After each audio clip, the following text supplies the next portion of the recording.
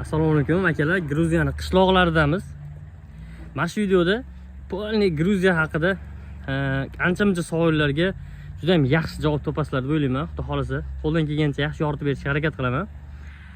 Xo'p, Gruziyaga kimlar kelish tavsiya qilinadi desangiz, asosan Gruziyaga qurilish sohasini yaxshi bilgan odamlar kelish tavsiya qilinadi.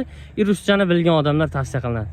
Qurilish sohasida juda ham nol bo'lmagan holda qurilishda tushungan odamlar, agar usta bo'lsa juda ham yaxshi, ko'proq pul topadi. Xo'p, Gruziyada aynan qurilishda ishlar ko'p ekan, juda ham ko'p ekan. Chunki gruzinlar Yevropaga chiqishi bez viza, vizasiz.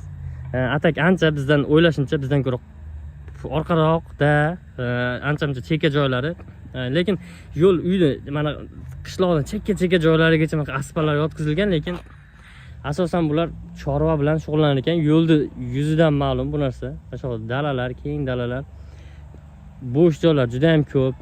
Juda ham mehnat kuchli emas bu yerda. Lekin usta kam. Qaysidir bitta qishloqqa kirsangiz, bir 5 kishilik brigada kirsa, shu qishloqdan 1 yil chiqib ketmaydi. Uy qurdiraman degan bo'sh joylar juda ham ko'p. Kimdir banya qurdirgan, kimdir shu aytayotganda chorvaga qiziqib, molxona, otxona qurdirgan. Shu qishloqqa kirsangiz chiqib ketmaysiz. Ratsenkalar ham baland, chunki usta kam. Ko'pchilik shu aytganda Yevropa bez viza, Yevropaga chiqib ketib ish qilar ekan, keyin uyda odam ishlatar ekan. Uylari taxminan mana shunaqa asosan shlaka blogda urilyapti. Deyarli bu yerda barcha uylar mana shu shlaka blogda ko'tarilgan. Mana atroflarni ko'rishlar mumkin.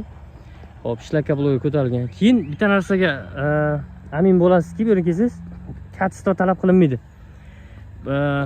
Mana shu uylarda qurgan masalan ustalar naglazga to'g'ri chiqsa bo'ldi. Bu yerda asosan odamlar juda ham injiqmas ekan. Buni men boshqa tanishlarimda ham gaplashib bildim. Gruziyaning boshqa shaharlarida ham kачество talab qilib endi qo'ldan kelgancha tiniq qilib qilasiz. Lekin naglazda bilinmagan xatolarga hech ham jalba bo'lmaydi. Ishqib mana shu biz aytyapmizki, taxminan 35 minglar atrofida sarflanadi mana shu qurilishiga desak, bu aytyapti 100 ming dollarga yaqin sarflanadi deyapti. Chunki qurilish materiallari baland ekan, usta haqlari ham bizdan ko'ra balandroq. Mana akamiz bilan olyapmiz mana shu yerda banya bilan tualetni anaqasi, основанияsi chiqyapti hozir. Chiqib mana shunaqa ishlar. Keyin oilaviy kelish holati qanaqa desanglar, ayollarga juda ham ish kam. Ish juda ham kam. Oshxona, kafelarda ishlagan odamlarni eshitdim, ko'rdim. Ular nima ish qiladi desiz? Asosan oddiy ishlar. Sklad, firma, zavodlarda ish yo'qmi deganlar bo'ladi. Bularga ish yo'q. Nimagaki? Aynan gruzin tilini bilish kerak u ishlar uchun. Bo'lmasa qiynaladi, olinmaydi ham bunaqa ishlarga. Bu yerda hozir rushnoy ish bo'lyapti. Mana shunaqa. Atak oilaviy kelganlar bor. Oilaviy kelsa erkak kishi ishlaydi. Где-то 200 dollarga kvartirasini qilib turishadi-da. Ayoliga mana shunaqa yengil ishlar chiqib qolsa, orada qilib har qalay yashab ishlab yursa bo'ladi oilali holatlarga. Atak ayollarga ish kam. Erkaklarga ish juda ham ko'p. Erkakni qo'liga tegmaydi. Agar usta bo'lsa, aynan usta bo'lmasa emas. Taksi sohasida ko'pchilik emas, men bilgan bir 4-5 odam ish uncha pul topmadim deyapti. Balki ular surib taksi qilmagandir, lekin qurilishda pul topmadim deganini eshitmadim. Qurilishda oyliklari 1200 dan 2000 gacha ko'pchilik tushirar ekan. Oylikli ishlar bor. Haligi qurilishda yaxshi bilmaydigan, kam biladiganlarga 1200 dollardan stabil 1200-1300 dan stabil oylikli ish bor. Hozir ham masalan 4 odam kerak bir oylikli ishga.